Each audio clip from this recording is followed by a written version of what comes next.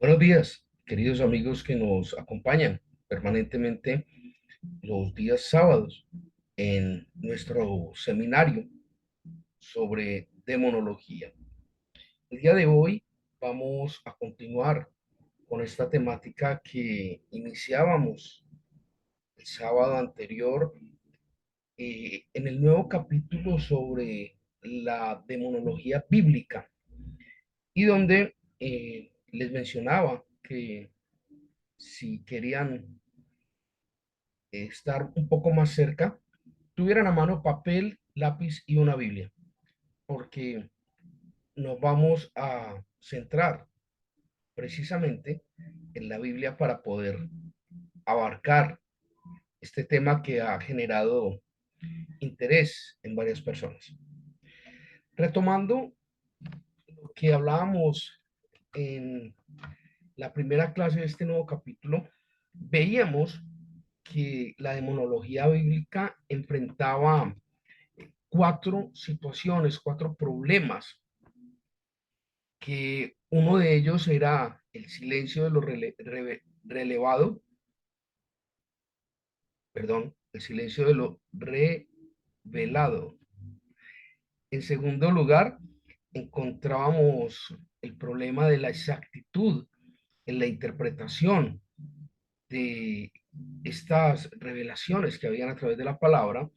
Y en tercer lugar, veíamos eh, la prevalencia de la superstición como un tema que venía muy arraigado en, en esa demonología judaica, en esa eh, demonología muy arraigada que venía de la tradición judía.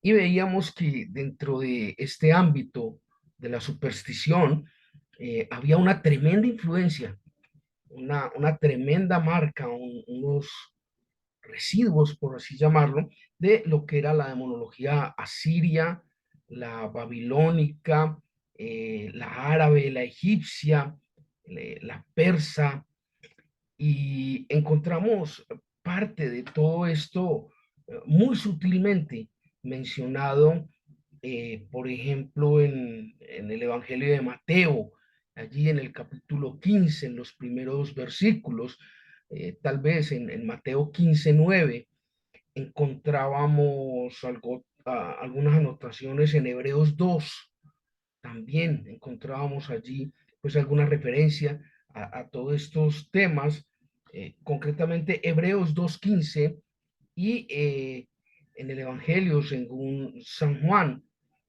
que está íntimamente ligado allí al de Hebreos, en Juan 8:32, um, conoceréis la verdad y la verdad os hará libres. Y allí en Hebreos pues nos hablan de cuál es la verdad y qué tiene que ver esto con esas falsas deidades, con esos falsos ídolos que se adoraban. Eh, Claramente vemos pues allí el sustento bíblico. Y por último, el cuarto problema que mencionábamos sobre la demonología bíblica era eh, la preponderancia de la duda. Este tema de que cuando no tenemos claridad de una temática y hemos vivido aferrados a unos conceptos previos, eh, nos da dificultad aceptar que esos conceptos habían sido erróneos. Y eso nos lleva a las tremendas contradicciones que hay entre esas tradiciones, en esas violaciones a las leyes físicas, a las leyes químicas, eh, a esas cosas supranaturales que van en contra de los planteamientos bíblicos. Es decir, nada de estas cosas que hoy en día se citan de una manera pues supersticiosa, que dan espacio a esa duda que persiste, no tiene ningún asidero bíblico en ninguna parte. en ninguna parte. Y para eso es importante citar la primera epístola de Pablo al pueblo de Corinto. Allí en 1 Corintios capítulo 2 versículo 14, o en la primera epístola personal de a Timoteo, también lo encontramos capítulo 4 versículo 1. Encontramos una cantidad de planteamientos que realmente son muy distintos a esa superstición. Ya habiendo hecho el recorderis de, de esta primera charla que habíamos tenido la semana anterior sobre los 4 problemas de la demonología bíblica, continuamos hoy con esta temática sobre cuál es el origen, de dónde viene esta temática sobre la demonología bíblica. Yo creo que para poder abordar el tema es necesario remontarnos históricamente a estas primeras tribus de Israel, donde lo que se vivía en estos ancestros de Israel era un nomadismo pre-mosaico y que hacía que se tuvieran múltiples deidades. Y estas múltiples deidades o múltiples dioses o pequeños dioses que tenía esta, este pueblo de Israel premosaico antes de que llegara Moisés, lo llevaba a, a tener su fe en diversos dioses que se reflejaban básicamente en los astros. Entonces el dios sol, el dios luna, el dios lluvia, el dios de las cosechas. Entonces esto muy influenciado, claro está, por esa marca que había dejado el pueblo egipcio. Recordemos que para politeísmo los egipcios estaban solos, pues es una cosa muy brava, ¿sí? Y eh, hay que tener muy en cuenta que este pueblo israelita, el pueblo hebreo, viene de unas raíces, de una red semítica, viene pues como una descendencia de la raza semita.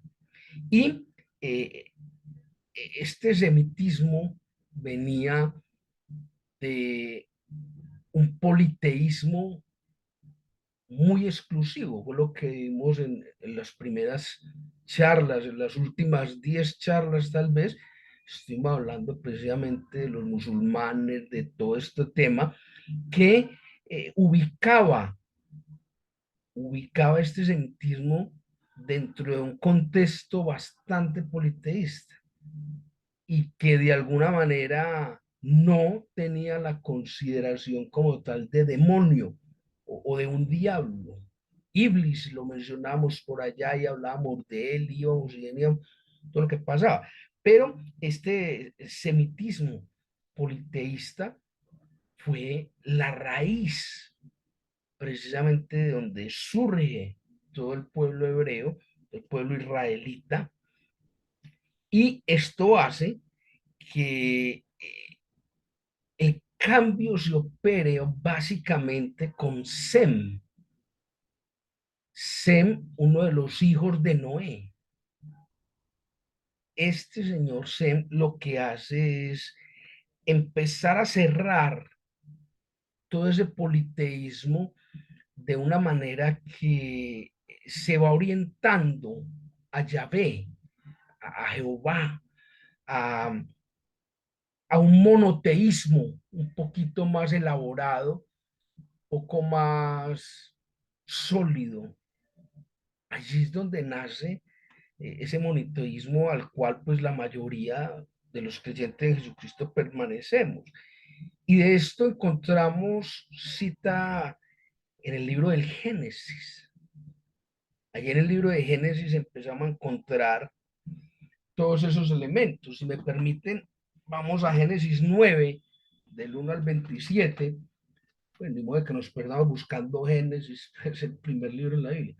Bah, Génesis 9, del 1 al 27, que dice precisamente, aquí estamos, Génesis 9, del 1 al 27, vamos a ver, aquí estamos. Perdón. Eh, no, 1 y 27. Pequeño lapsus ahí. Bendijo Dios a Noé y a sus hijos y les dijo, fructificad, multiplicaos y llenad la tierra. Allí es donde se instaura, por llamarlo de alguna manera, ese monoteísmo. Y en el 27 dice, engrandezca Dios a Jafet y habite en las tiendas de Sem y sea Canaán su siervo. Es allí pues donde encontramos ese designio que se le da a Sem eh, para abrir esta posibilidad de instaurar un monoteísmo un poquito más consolidado, ¿sí? Encontramos también allí en Génesis 12, encontramos referencia a esta temática en Génesis 12, pero no, no te muevas, espérate a ver, como decía la abuela, déjate a ver. Génesis 12, encontramos allí en los primeros versículos, del 1 al 3 tal vez, dice, pero Jehová había dicho a Abraham, vete de tu tierra y de tu parentela y de la casa de tu padre a la tierra que te mostraré, y haré de ti una nación grande y te bendeciré y engrandeceré tu nombre, y serás bendición. Bendiciré a los que te bendijeren, y a los que te maldijeren, maldiciré, y serán benditas en ti todas las familias de la tierra. Allí empieza a aparecer un brote sobre el tema de la maldición, que está relacionada de alguna manera con la acción de los demonios. No es, ojo, no es Dios quien está maldiciendo. Miren el orden de las cosas como lo plantea la palabra. A los que te maldijeren, o sea, la ofensa viene de allá, no le dice, tú vas a responder, ve y maldícelos tú. No, Dios asume su rol como padre y le dice, a los que te maldigan, yo voy y los maldigo. Entonces empieza a aparecer un lineamiento que dentro de este monoteísmo es bien interesante. Veamos entonces unos 4 elementos que son bien importantes y que nos van a dar una claridad y un contexto sobre este tema de la demonología bíblica. En el origen donde pues, nos estamos moviendo, la primera es un planteamiento de las visiones que hay sobre la demonología bíblica y que son absolutamente erróneas. ¿Y por qué son erróneas?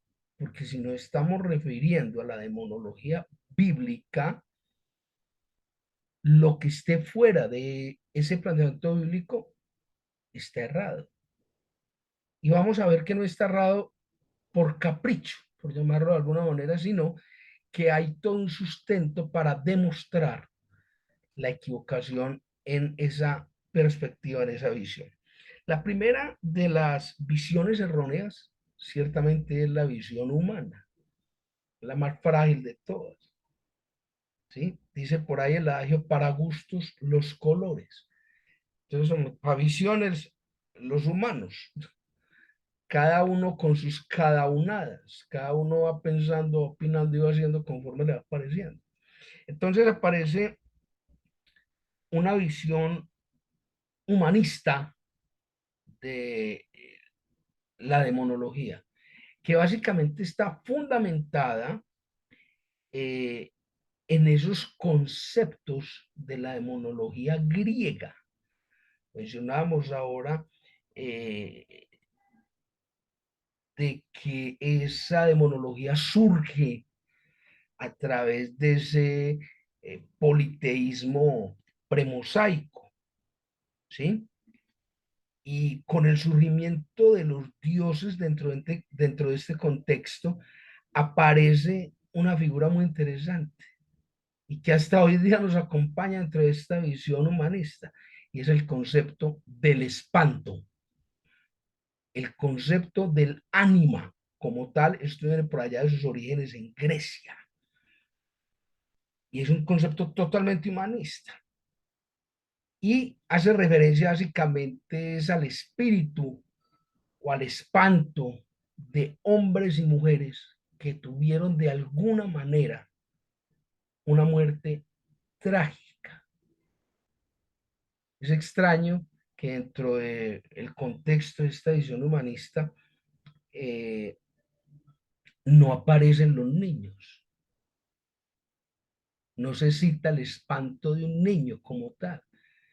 Y la presunción de esto es que los griegos estimaban que un niño, como está en formación y como está en crecimiento, no había tenido la oportunidad de haber generado unas vivencias que lo llevaran precisamente a esta condición trágica, ¿sí? Entonces, es extraño que lo mencionen. Además de que surge un planteamiento casi económico y financiero, y es la posibilidad de hacer negociaciones entre dioses y demonios en Grecia, ¿sí? Entonces, había ese intercambio de que un dios podía ser muy bueno, pues cuando un dios era muy malo y castigante volvía demonio. Y viceversa, cuando un demonio empezaba a hacer ciertos favores, ciertas prendas, entonces era un dios bueno, ¿sí? Todo eso viene enfocado eh, a esa visión humanista que, como les digo, hasta hoy en día se mantiene. Hoy en día hay gente que dice que pacta con el diablo. ¿Usted qué le digo que uno negocia con el diablo? Y de hecho, muchas veces encuentro unas oraciones dentro de los creyentes, sean pues católico, protestante, bregando a negociar con Dios. Dios, si tú esto, entonces yo lo otro. En un momentico, aquí el que impone las reglas y los planteamientos coercitivos es Dios, no el hombre. Dios, si me ayudas con esto, entonces yo hago a que usted, que usted está en posición de negociar con Dios. Oiga, pues, ¿no le parece? ¿Ah? Entonces, todo eso es contrario y taxativamente opuesto al planteamiento bíblico. En ninguna parte de la Biblia, pues, hay cita o referencia ni al intercambio de Dios con demonios, ni a los espantos, ni a la negociación con Dios, mucho menos. Se menciona la palabra espanto en la Biblia, sí, claro. Aquí echando memoria en dos citas bíblicas. La primera es cuando María va al sepulcro después de la resurrección. María dice que le parecía que era un espanto con una luz blanca que reflejaba. La segunda es cuando Jesucristo camina sobre las aguas, que todos pensamos que era un espanto, dice los apóstoles, no, es Jesucristo, ¿sí? Entonces miren que se menciona la palabra, pero no hay un sustento bíblico para definir el espanto, ni hay una cita reiterativa donde se hable, ay, y apareció el espanto, y momentico, eso no está ahí. De pronto hay otra por allá en Pentecostés, cuando Jesucristo entra y todos pensaron que era un espanto. Y esto tiene pues su origen cultural por allá en Grecia, como les venía mencionando. La segunda visión errónea, acabamos de ver la humanista, la segunda es la animista, ¿sí? Que la animista es la que sustenta aún hoy en día la visión de las ánimas. Y eso es bien interesante porque hasta hoy en día se mantiene, ¿sí? Cualquier cosa le dicen, no, es que récele al alma de su abuelita que era una santa, récele al alma de su papá, ¿no? Eso es totalmente animista y eso pues la Biblia lo prohíbe taxativamente. Eso se llama necromancia, es hablar y consultarle a los muertos cosas. Entonces, momentico, a ver, es que el único al que usted le debe consultar cualquier cosa es a Jesucristo o a Dios. Entonces, ¿por qué estar hablando con los muertos? La Biblia dice que el que murió, murió, chao. ¿Sí? Juicio y punto. ¿Sí? Y esta posición animista lo que hace es que eh, le da el estatus a los espíritus de los muertos de pertenecer a una sociedad espiritual desde la cual tienen la potestad de hacer, decir e interceder. ¿Listo? Entonces, al tener eh, estas potestades, entonces se convierten en unos elementos que me pueden, como ser humano, ayudar a, ¿sí? Me pueden hacer rosca con Dios, es decir, me pueden interceder para que a través de esta sociedad astral, de esta sociedad cósmica, esta sociedad espiritual, se puedan desarrollar cosas que me beneficien a mí. Entonces ahí es donde aparecen todos estos elementos, como les mencionaba, de la necromancia. Aparece pues toda esta cuestión del portal de la Ouija y aparece pues una cantidad de elementos que son casi que brujería. El péndulo, aparece la aguja con el hilo, aparece pues una cantidad de cosas que, un metico, todo eso son de una visión animista, ¿sí? De la demonología bíblica y que hemos ido forzando en nuestra cultura precisamente para poderle dar sustento, de manera muy olímpica. Perdón. Eh, Dentro de esta sociedad a la que recurren los seres humanos, se tienen, oiga pues, clases sociales. Qué cosa tan berraca. Entonces, resulta que dentro de esta sociedad espiritual y cósmica que nos hemos imaginado, hay unos personajes que son buenos, a los que yo les puedo pedir cosas buenas. Y hay unos personajes que no son tan buenos, son de otra clase social, a los que yo les puedo pedir cosas malas. Y es precisamente en esta visión animista donde nace un concepto de bien y de mal, de demonio y de Dios, de santo y de condenado, totalmente desdibujada frente al contexto bíblico. Entonces yo puedo hablar con uno de estos personajes que no son tan buenos en la sociedad y encomendarles un maleficio para otro ser humano. Entonces se convierte en un demonio. Me está haciendo el cuarto, por llamarlo de alguna manera, una cosa muy brava, pues, pero bueno. Y esta condición de esta clase social, espiritual que se genera a través del animismo, eh, permite de esta manera darle a los espíritus de los muertos unas potestades, como les decía, que inciden directamente en el mundo material y espiritual de los vivos. Eso es básicamente la precesión animista. Veamos cuatro elementicos que echan por el suelo, que refutan de plano esta posición animista de conformidad al planteamiento bíblico.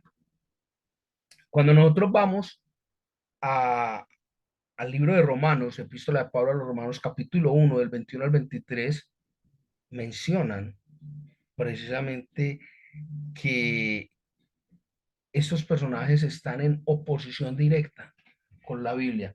Allí cuando dicen, conociendo la verdad de Dios, lo hicieron a un lado y lo ignoraron. Vamos allí a Romanos, capítulo 1, versículos 21 al 23. Mateo, Marcos, Lucas, Juan, Hechos, Romanos. Romanos 1, la primera epístola Paulina. En Romanos 1, 21 al 23.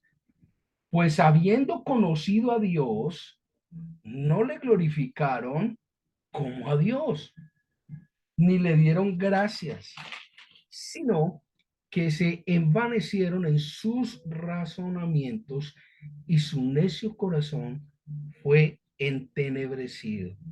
Miren lo que está diciendo. En sus razonamientos, su corazón fue entenebrecido. En otras palabras, las bobadas que está pensando, se las va a creer. Su corazón no tiene cómo vislumbrar. Profesando ser sabios, se hicieron necios y cambiaron la gloria de Dios incorruptible en semejanza de imagen de hombre corruptible, de aves, de cuadrúpedos y de reptiles. Eso es básicamente el punto más importante sobre el cual se cae per se el punto de vista animista frente al punto de vista bíblico.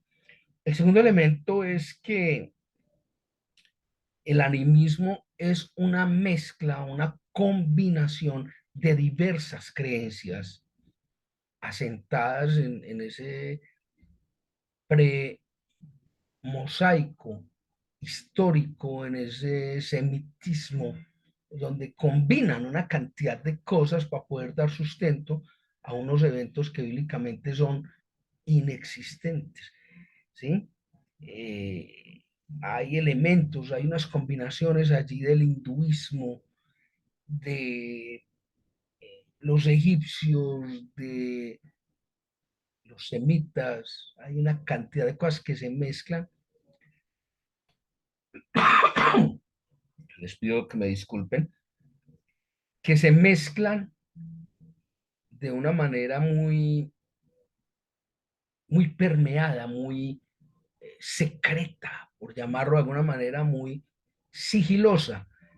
Ahora vamos entendiendo con estas explicaciones por qué era necesario hablar de las diversas religiones en un principio, del concepto de monología en las diversas creencias para poder llegar aquí. Era por eso. Ese es el enfoque de este seminario de monología, tener claros los conceptos. El tercer elemento es que eh, al tener varios seres, varios elementos a los que yo puedo acudir por ayuda, surge una, un pseudo politeísmo. Yo tengo varias pequeñas deidades, esos espíritus, esas ánimas, que me permiten hacer cosas que solo debería tener a través de Dios. Entonces empieza uno a ver cosas tan permeadas dentro de la religión como récele a las ánimas del purgatorio, pídale a las ánimas del purgatorio, ¿sí? Récele al alma de su papá que era un santo, récele al alma de su abuela que era una santa. Todo esto es absolutamente opuesto, de manera directa, confronta de manera directa lo que establece la palabra de Dios. Y no estoy hablando, mucho cuidado, de una Biblia protestante o de una Biblia eh, católica. La única diferencia entre las dos son los 7 libros deuterocanónicos, pero el resto son exactamente iguales, pues. Entonces, no estoy hablando de religiones, estoy hablando de conceptos aplicativos de la religión en la fe dentro del marco de la demonología bíblica. Ojo, no se confunda, lea la Biblia. Listo. El cuarto elemento por el cual se cae esta visión animista es eh, que le otorga a la Biblia, este concepto le otorga a la Biblia una cantidad de elementos politeístas que son confusos. ¿Eso qué quiere decir, hombre? Que apoyados en la Biblia se busca sustentar un punto animista. Ahora sí estoy citando la religión católica que hace oración a los muertos, les hace novena a los muertos, le consultan a los muertos, le piden a las ánimas, aludiendo un respaldo bíblico de todo eso, y eso no es verdad. La Biblia no dice eso en ninguna parte. La Biblia centra su posición en Dios, entendiendo a Dios como el Padre, el creador de todo lo existente, y a Jesucristo como Dios. Juan 1:1. En el principio era el verbo, Jesús, y el verbo era con Dios y el verbo era Dios. Jesucristo es Dios. En fin, la tercera visión, que está bastante tarriada, bastante eh, extraviada del contexto bíblico, ojo, el referente en la Biblia, es la visión astral de las cosas. Es una visión también bastante contraria. Eh, Les mencionaba que por allá, pues en Egipto, en Babilonia, se tenían como deidades importantes eh, los grandes cuerpos astrales, los planetas, los soles, las lunas, toda la galaxia eh, conformada o confrontada dentro de este contexto. Y esto, pues una vez más, eh, es contrario al planteamiento bíblico, porque es que la luna y todos los cuerpos del este fueron creados por Dios. Bien puedan mire Génesis 1 completo, la creación del mundo. Inclusive en Génesis 1 está la creación del hombre, ¿sí? La creación del hombre no fue en Génesis 2 con Adán. Adán fue el primero que tuvo espíritu, pero no fue el primer hombre. Bien pueda leer a Génesis 1. Pero ese no es el punto ahora. Esta visión astral lo que hace es darle y otorgarle una personalidad determinada a los astros. Y si no consulte, pues, de dónde vienen los nombres de los días de la semana: lunes, martes, miércoles, jueves, viernes, sábado, domingo. Eso tiene una incidencia de toda esta parte de la visión astral que había. Y estas personalidades que se le otorgan a los astros tienen una incidencia directa en el comportamiento, el futuro y el carácter de las personas. Entonces surge, dependiendo de esa incidencia, el planteamiento de que una persona puede ser buena o puede ser mala. Una persona puede ser demonio o puede ser muy bueno y ser un semidios. ¿Sí? Y entonces todo esto ha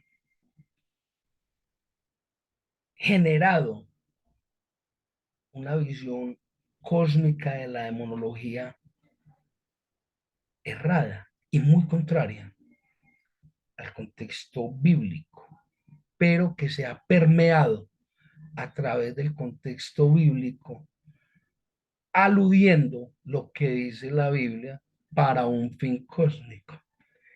Y es que la Biblia habla de que la luz es la bondad y lo bueno, y la oscuridad son las tinieblas, la maldad y lo prohibido. De ahí que la mayoría de los demonios, la mayoría de todos estos entes de maldad, surgen, se aparecen y obran de noche, la oscuridad. A mí me da miedo dormir solo. ¿Por qué? Porque es que usted duerme solo de noche. ¿Sí? Y resulta que el planteamiento bíblico sobre las tinieblas no es más que metafórico para aludir la presencia del diablo y sus secuaces. Y la presencia de la luz se representa con Jesucristo. Yo soy la luz, yo soy el camino, yo soy la verdad, yo soy la vida. ¿Sí? El que está conmigo no estará en tinieblas nunca más, dice la palabra de Dios. Entonces se han tomado estos elementos metafóricos de la palabra para justificar una connotación astral de las cosas. Y nada más contrario, pues, ¿será que es que Dios no está entonces cuando no hay luz o qué? ¿Ah? ¿Será que entonces Dios no está por las noches? ¿Dios se va a dormir como uno qué? No, una visión bastante contraria pues al planteamiento bíblico. Y si nosotros nos fijamos en esta visión humanista, la visión animista y la visión astral, y las juntamos todas porque hacemos alarde de nuestra tremenda ignorancia en el tema, y eso lo mezclamos con unas dos o tres goticas de una doctrina extraña de alguna religión, entonces usted empieza a sacar una cantidad de conclusiones que de igual manera son extrañas. Entonces los cementerios espantan, uno puede pasar por un cementerio por las noches y hasta nacen pues eh, mitos urbanos fundamentados en eso, nada que ver. El día de hoy hemos visto las diversas visiones erróneas y contrarias a la demonología bíblica como tal. Si el Señor no lo permite, en nuestra próxima reunión empezaremos a ver cuál es la visión bíblica de la demonología. Empezaremos a adentrarnos con un poco más de detalle en esta temática y miraremos la superioridad de esa visión bíblica y cómo esta visión bíblica nos va a permitir ser la fuente de todo el concepto demonológico. Muchas gracias, que el Señor les guarde y nos vemos en la próxima ocasión.